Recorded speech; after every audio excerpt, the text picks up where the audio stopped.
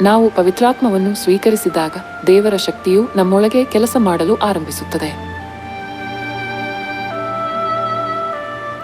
ಪರ್ಣಶಾಲೆಗಳ ಹಬ್ಬದ ವಾಗ್ದಾನದಂತೆ ಹಿಂಗಾರು ಮಳೆಯ ಪವಿತ್ರಾತ್ಮವನ್ನು ಪಡೆದ ನಾವು ಪರಲೋಕದ ಯೆರೂಸಲೇಮ್ ಆಲಯ ನಿರ್ಮಾಣಕ್ಕೆ ಸಾಮಗ್ರಿಗಳನ್ನು ಉತ್ಸಾಹದಿಂದ ಸಂಗ್ರಹಿಸೋಣ.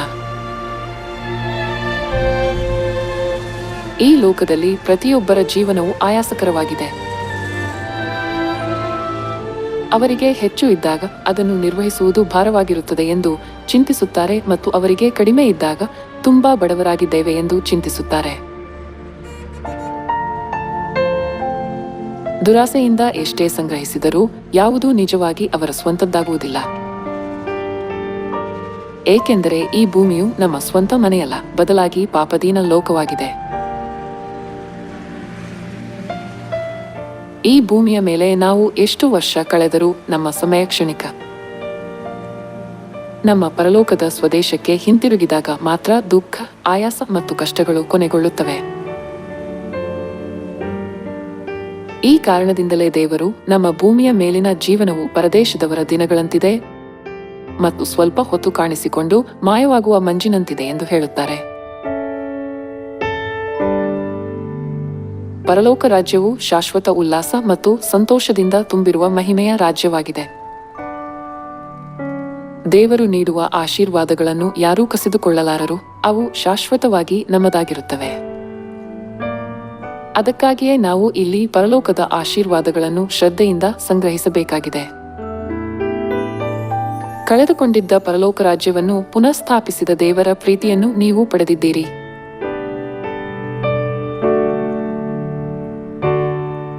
ದೇವರು ಶರೀರದಲ್ಲಿ ಬಂದು ನಮ್ಮ ಮರಣಕ್ಕೆ ಯೋಗ್ಯವಾದ ಪಾಪಗಳಿಗಾಗಿ ಶಿಲುಬೆಗೇರಿಸಲ್ಪಟ್ಟರು. ನಾವು ಜೀವಿಸುವಂತೆ ಹೊಸ ಒಡಂಬಡಿಕೆಯನ್ನು ಪುನಃಸ್ಥಾಪಿಸಿ ಜೀವ ವೃಕ್ಷದ ಫಲವನ್ನು ತಿನ್ನಿಸಲು ಎರಡನೆಯ ಸಾರಿ ಬಂದರು. ಈ ಕೃಪೆಯು ಎಷ್ಟು ಅಪಾರ! ನಮ್ಮ ಪೌರತ್ವವು ಪರಲೋಕದಲ್ಲಿದೆ. ಪರಲೋಕದಲ್ಲಿನ ದೇವರು ನಮ್ಮ ತಂದೆಯಾಗಿರುವುದರಿಂದ ಮಕ್ಕಳಾದ ನಾವು ಆತನೊಂದಿಗೆ ಜೀವಿಸಬೇಕು. ಹೊಸ ಒಡಂಬಡಿಕೆಯ ಪಸ್ಕ ಹಬ್ಬದ ಮೂಲಕ ದೇವರು ನೀವು ನನ್ನ ಮಕ್ಕಳು ಎಂದು ನಮ್ಮ ಮೇಲೆ ಮುದ್ರೆ ಒತ್ತಿ ನಮ್ಮನ್ನು ಆತನೊಂದಿಗೆ ಒಂದೇ ದೇಹ ಮತ್ತು ಒಂದೇ ಕುಟುಂಬವನ್ನಾಗಿ ಮಾಡಿದ್ದಾರೆ. ದುಃಖ, ನೋವು ಅಥವಾ ಮರಣವಿಲ್ಲದ ಪರಲೋಕ ರಾಜ್ಯವು ನಮ್ಮ ತಾಯ್ನಾಡು ಆಗಿರುವುದು ಎಷ್ಟು ಧನ್ಯ!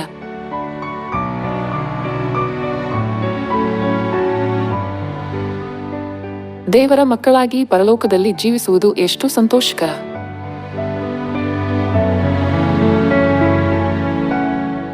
ಈ ಸಂತೋಷವನ್ನು ನಮ್ಮ ಹೃದಯದಲ್ಲಿಟ್ಟುಕೊಂಡು ಆನಂದದಿಂದ ಪರಲೋಕದ ಮಾರ್ಗದಲ್ಲಿ ನಡೆಯೋಣ.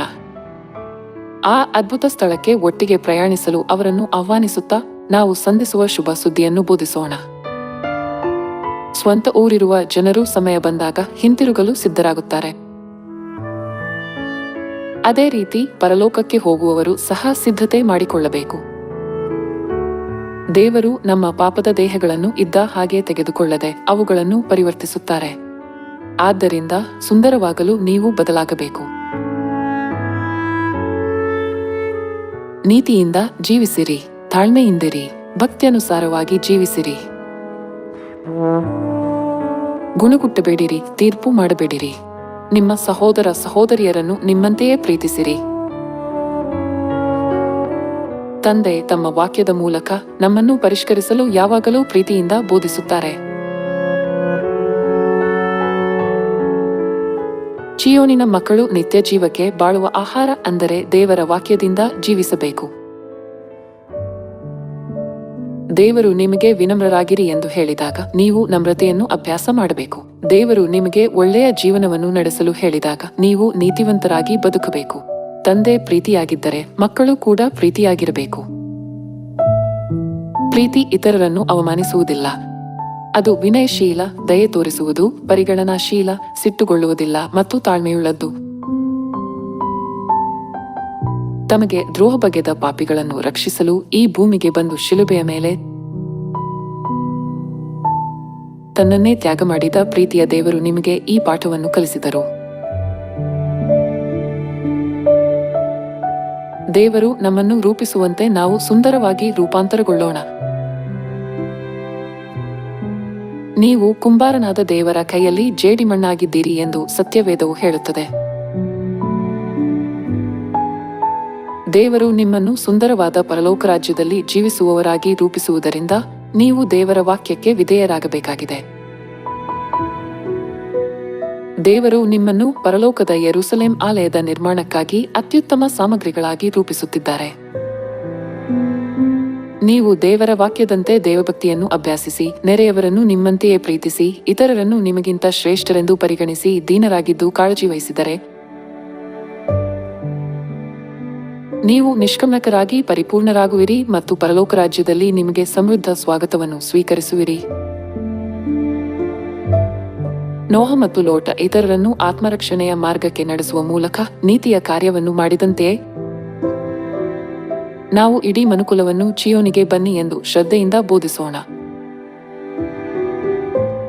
ಸುವಾರ್ತೆ ಬೋಧಿಸುವುದು ನೆರೆಯವರನ್ನು ನಮ್ಮಂತೆ ಪ್ರೀತಿಸಿ ತಂದೆಯ ಚಿತ್ತವನ್ನು ಅನುಸರಿಸುವ ನೀತಿಯ ಕಾರ್ಯವಾಗಿದೆ.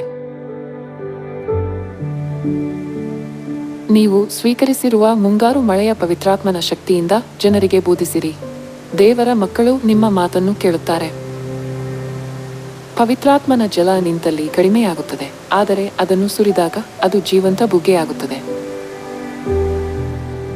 ನಿಮ್ಮ ನೆರೆಹೊರೆಯವರಿಗೆ ಮತ್ತು ಇಡೀ ಲೋಕಕ್ಕೆ ಸುವಾರ್ತೆಯನ್ನು ಶ್ರದ್ಧೆಯಿಂದ ಬೋಧಿಸಿ ಅನೇಕ ಆತ್ಮಗಳನ್ನು ರಕ್ಷಿಸುವ ಪ್ರೀತಿಯ ಮಕ್ಕಳಾಗಿ ಪರಲೋಕ ರಾಜ್ಯಕ್ಕೆ ಹೋಗುವ ಸಂತೋಷದಿಂದ ಇಂದಿನ ಕಷ್ಟಗಳನ್ನು ಜಯಿಸಿರಿ.